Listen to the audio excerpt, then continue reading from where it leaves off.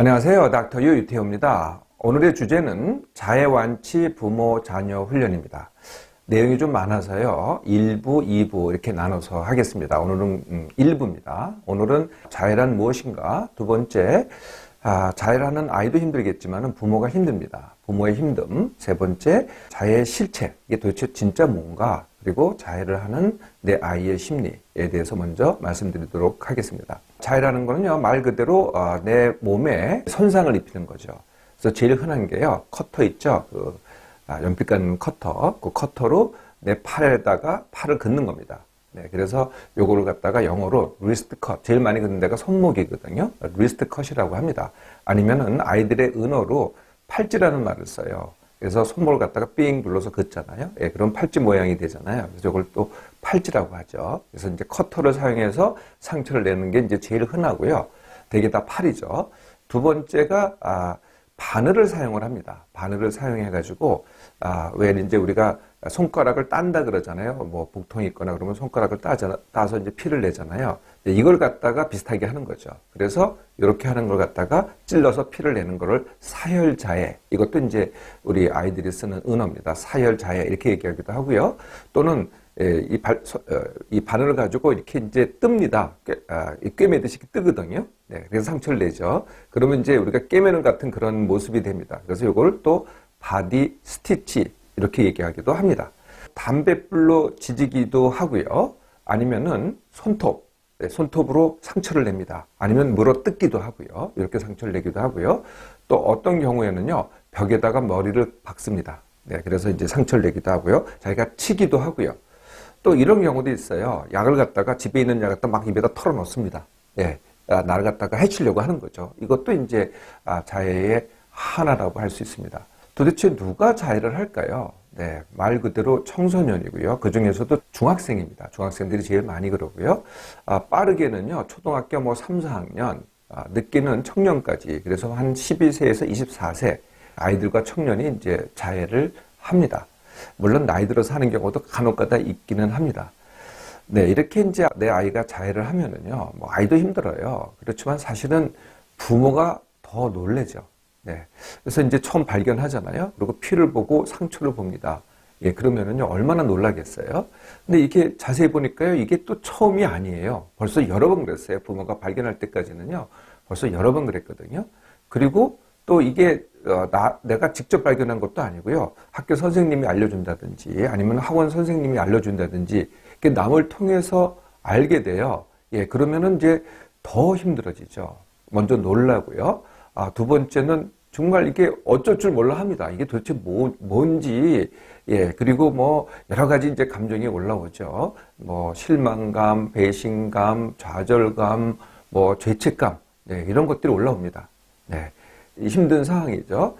예, 그러면 이제 그 다음에, 어떤 걸 하겠어요? 네, 왜를 합니다. 도대체 왜 이런 일이 벌어졌을까? 네, 그래서 부모님이 왜를 할 때 첫 번째가 뭘까요? 네, 친구입니다.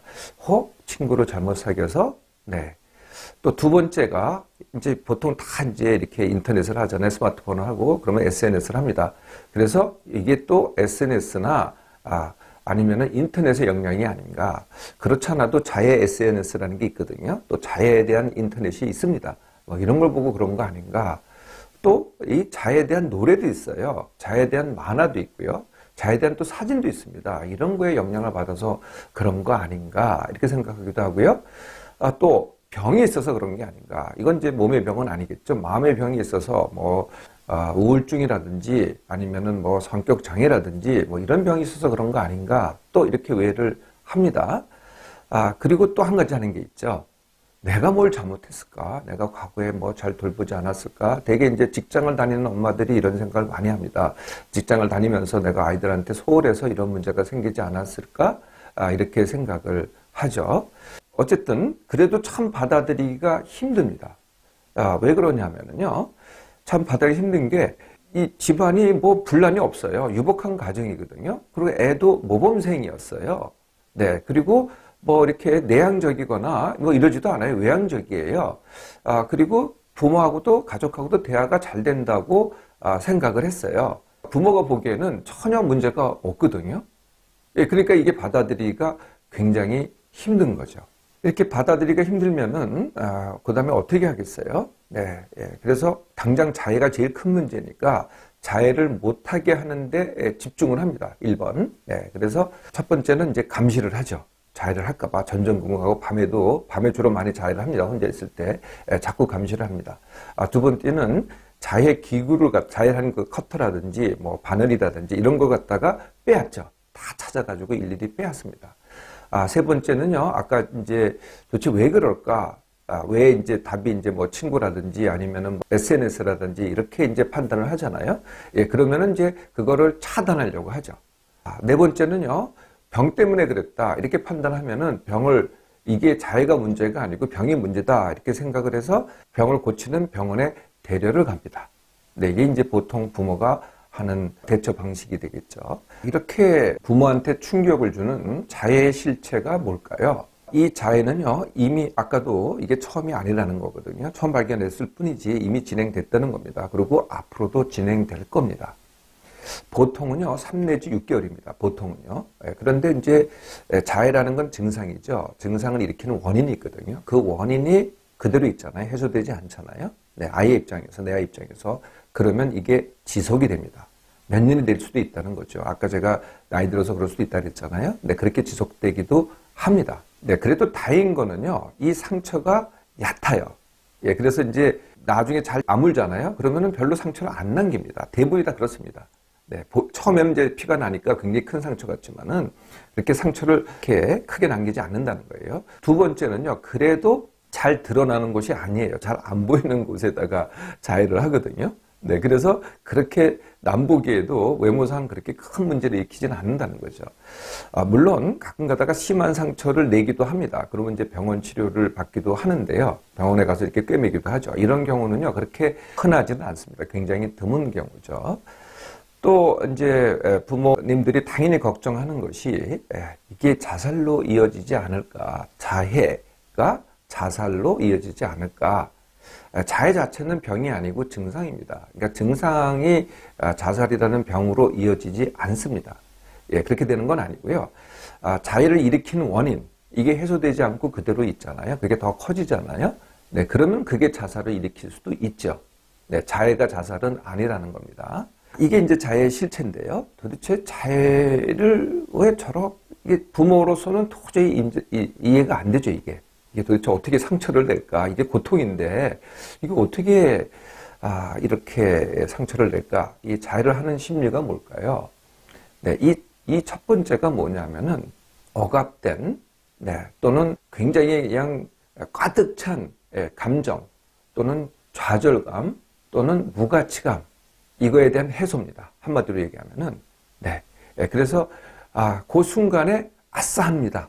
네, 그게 이제 해소되는 그런 느낌이 딱 들거든요.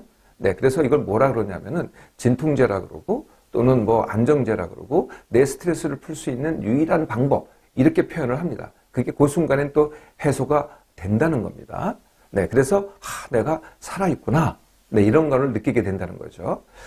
두 번째는요, 이렇게 이제 감정이 꽉 차 있고 고통이 크잖아요. 예, 그러면 어떤 느낌이 드냐면은 내가 살아있는 느낌이 잘 안 들어요. 네, 무감각해지거든요. 너무나 꽉 그게 차 있어가지고, 예, 그럴 때 고통을 탁 주고, 그 다음에 피를 탁 부는 겁니다. 그러면 어떤 느낌이 드냐면은 현실로 되돌아옵니다. 그러니까 현실감을 회복하게 되는 거죠.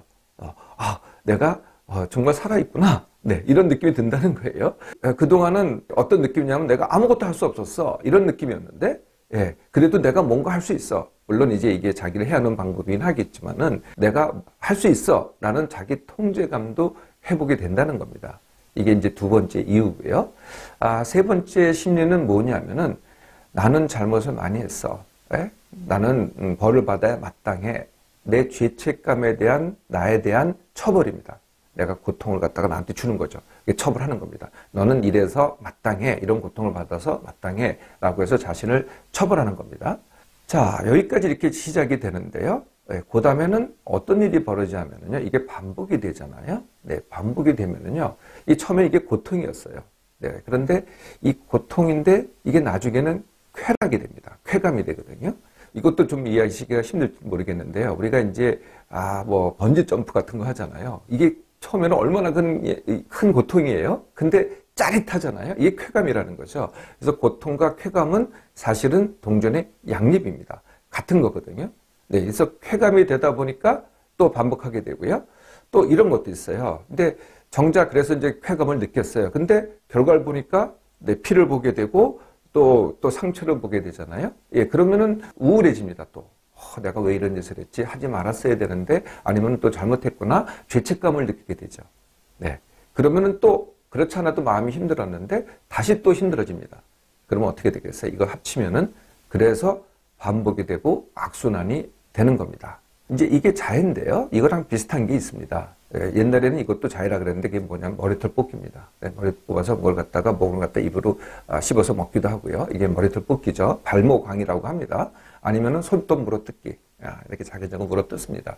이것도 비슷해요, 사실은요. 뜯고 나면은 손톱이 아프거든요. 모양도 안 좋고요. 네, 그러니까 또 똑같은 현상이죠. 근데 사실은 요 두 가지는 이제는 피를 보는 자해로 보지는 않습니다. 근데 사실 비슷한 심리 현상입니다.